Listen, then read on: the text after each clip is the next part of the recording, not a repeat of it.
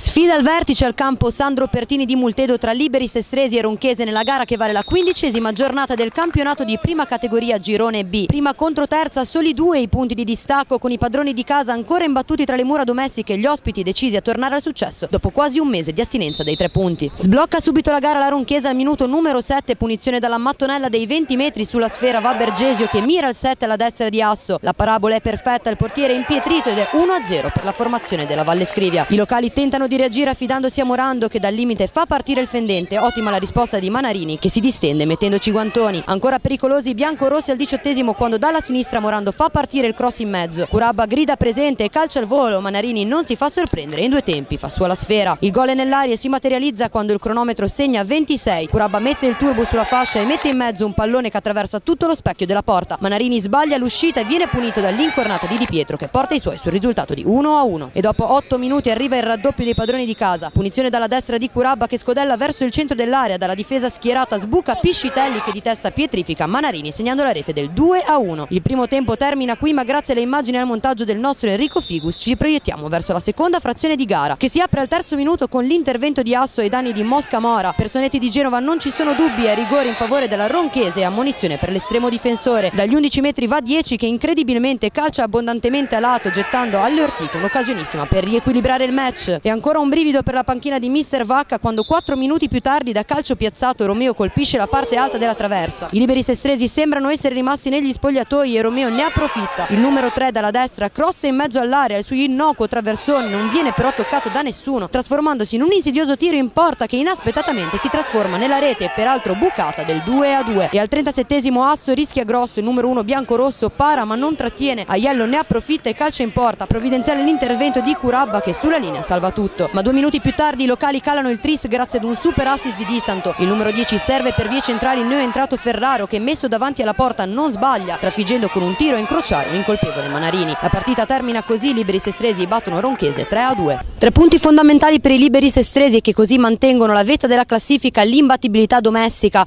Buona la prestazione della Ronchese che tornerà sicuramente a casa con un po' di amaro in bocca per il rigore fallito all'inizio della ripresa.